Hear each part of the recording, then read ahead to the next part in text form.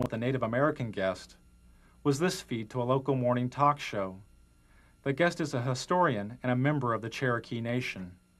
As you said he presided over death of 250,000 people. No, that wasn't at his own hand. That was others who followed him and disease and that sort of thing. But he couldn't control. No, I'm talking about like his first 2 years here, 250,000. It's pretty well documented. He took his interpreters, he took his guides as slaves.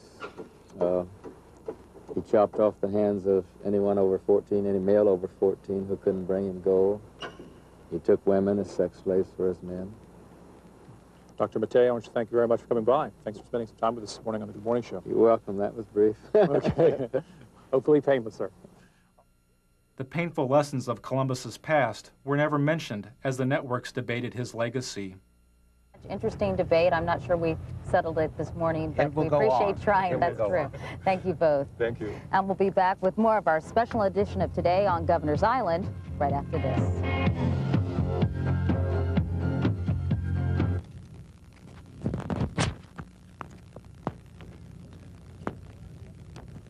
What did he say that made any sense? Anything?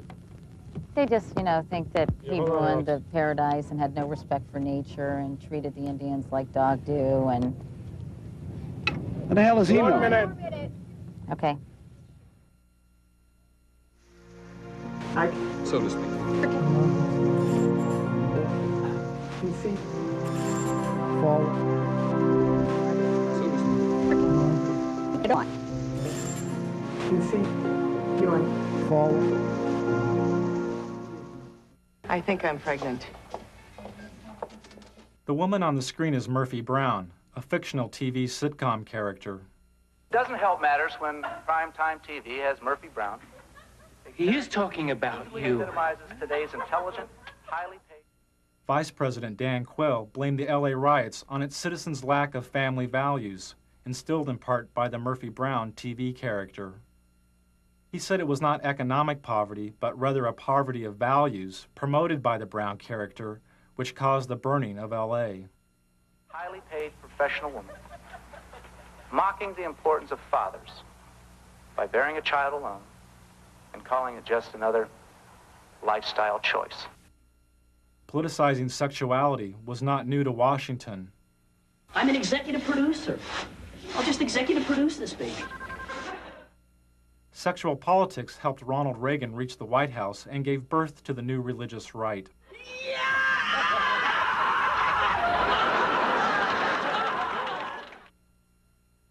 After the Republicans lost the presidency to Jimmy Carter, some conservatives theorized if the Republican Party would oppose abortion, they could split the strong Catholic voting bloc of the Democrats and elect a Reagan and Bush ticket to the White House.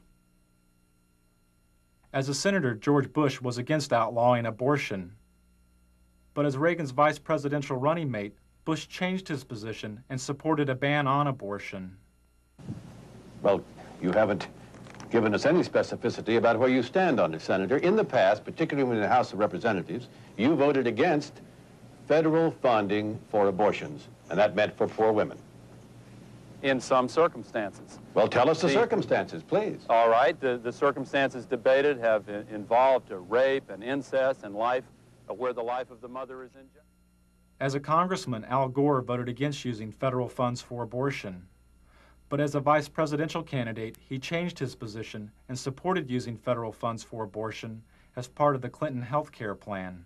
That's what freedom is all about. That's what tolerance is all about. That's what our country stands for. Well, I'm still confused. I'll try one more time. When you voted against federal funding for abortions, except under the three circumstances you outlined, had your vote carried the day, you would have imposed your belief on poor women in this country. There was no and there is no national health insurance program today. We do not have the kind of comprehensive coverage. After the abortion questions, Gore's media advisor tells him how to turn around or spin the A question. But don't be afraid to turn the question. If they ask about A, just say, listen, Sam, I want to talk about, you want to find out. I want to talk today about, and then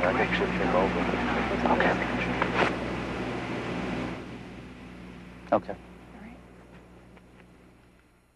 And the president of the Christian Broadcasting Network, Mr. Pat Robertson.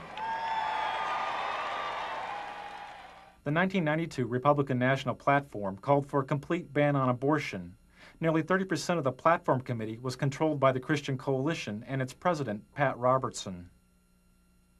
The goal of Robertson's Christian Coalition is to gain working control of the Republican Party by 1996.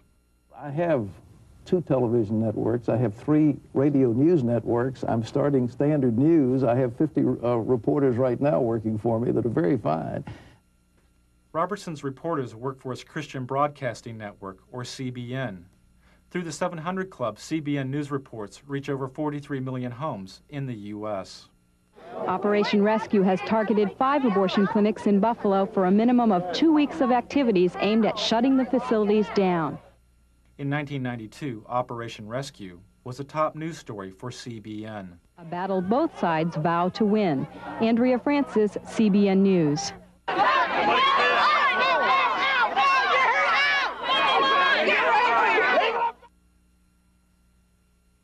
On the first day of the Republican National Convention, Operation Rescue broke through this line of clinic defenders and blockaded an abortion clinic near the convention site.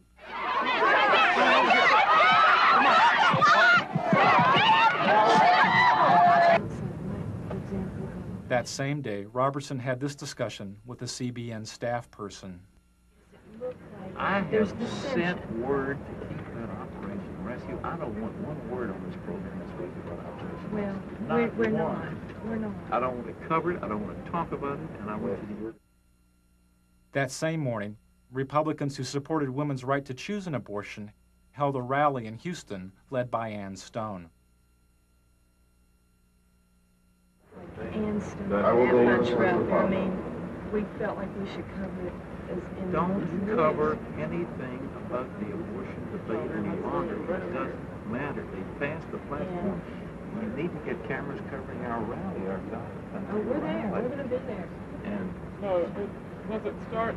And then you need cameras it's crunch shooting time for President George Bush or me sitting in the vice president's box. Various things. You're going to be in the president's box? Both. Both. Okay. 5 minutes before.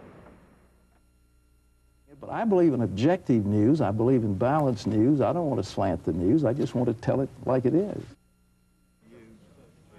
How many camera crews do we have? We have 2 here. All right.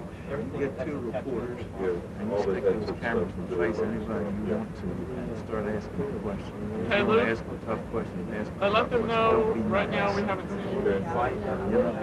I mean, get out there. Don't even say who you're from. He doesn't show that we'll just go from the What do you think is the president of Texas? You think this thing like Persian Gulf, there might be a military gimmick? You think that's an election? I mean, stick it to Pat will discuss with them. You know what I'm saying? I mean, and cameras right in their face. Go up and ask you a question. Boom. We'll do it. We'll do it. If they want to play hardball, we play hardball. I'm not sure at that point it's going to go up. Televangelists play some of their hardest ball at the expense of the gay community by using the AIDS crisis. 52, 796. It was a squeaker, but we made it. And the totals are going. By 1985, viewers were giving an estimated $100 million a year to Robertson's TV program. When televangelist Jim Bakker was sent to prison for mail fraud, and Jimmy Swaggart was caught with a prostitute, viewer donations to televangelism plummeted. A lot of broadcasters are gone. Some needed to, some it was financial pressure. Televangelist Jerry Falwell's ministry was nearly bankrupt. Then he sent out a fundraising letter which claimed AIDS-infected homosexuals were purposefully infecting citizens by knowingly giving their AIDS-infected blood to blood banks. In the fundraising letter, Falwell said, quote, "They know they are going to die, and they are going to take as many people with them as they can," unquote. His ministry was revived.